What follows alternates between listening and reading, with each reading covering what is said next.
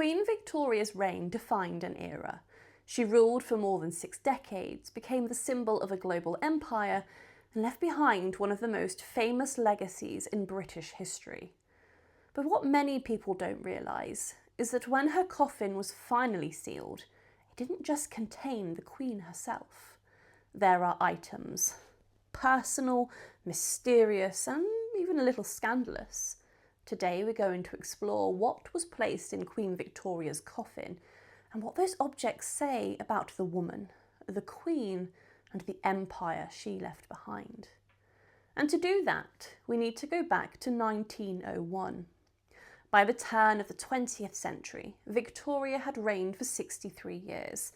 She was 81 years old, grandmother to much of Europe's royalty, and had become a living symbol of the British Empire at its height. But despite her immense public stature, privately, Victoria was a woman of deep emotion, sentimentality, and secrets.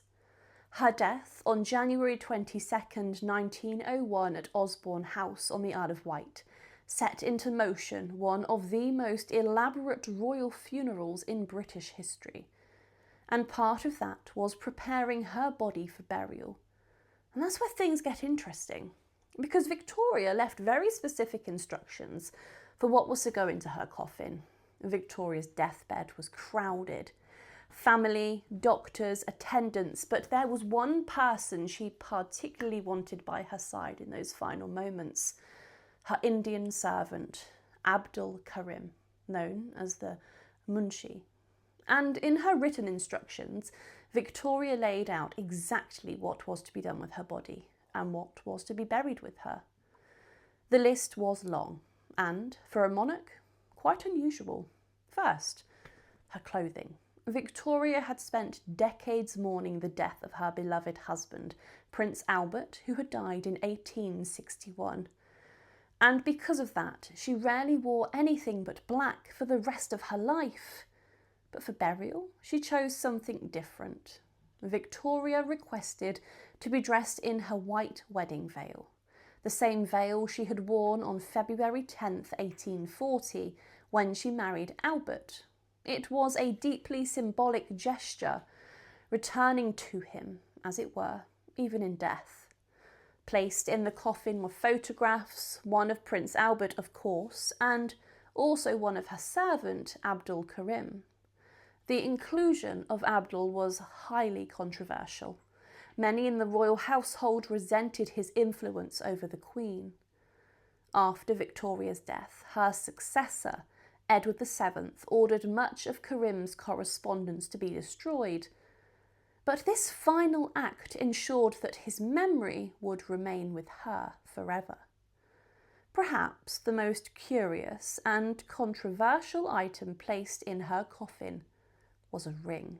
But it wasn't a wedding ring that belonged to her or Prince Albert.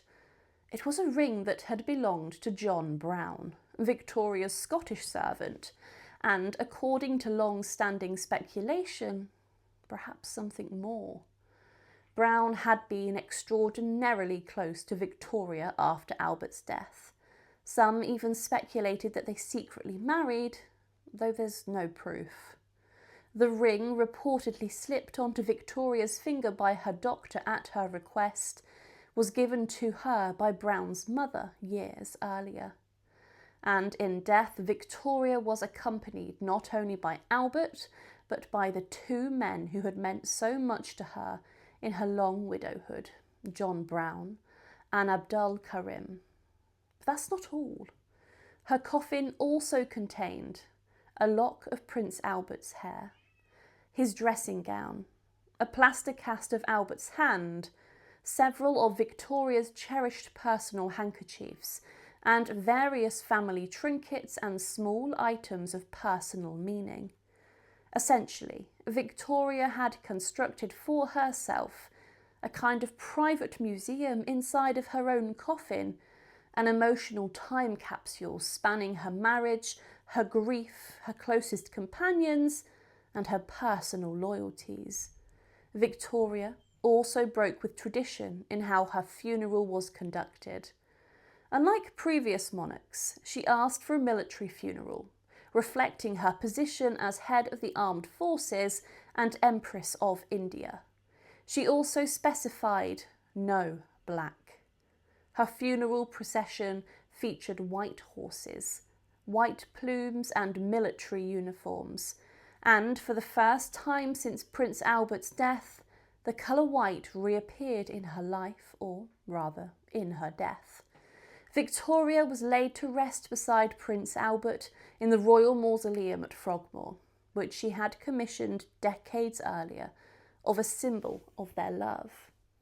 Today, the mausoleum is closed to the public, undergoing restoration, but inside still rests Victoria's coffin, still containing the strange collection of sentimental objects. And in a way, Victoria's burial tells us more about her private self than any number of state ceremonies. For a monarch who ruled over a vast empire, commanded armies, and presided over some of the most dramatic political changes in British history, Victoria's final requests remind us that, ultimately, she was also just a person, a widow who mourned her husband for 40 years, a woman who found the comfort in the companionship of those the royal court disliked, a sovereign who never entirely obeyed the rigid formality of her own government, even in death. The items inside of Queen Victoria's coffin are more than just odd curiosities.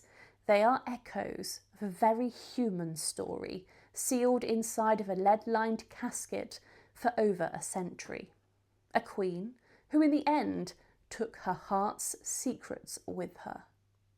Thank you for watching, and if you'd like to see more about the royal funerals of British monarchs and some of the stranger burial traditions of European royalty, well, that's a whole other video. So like, subscribe, and I'll see you again soon.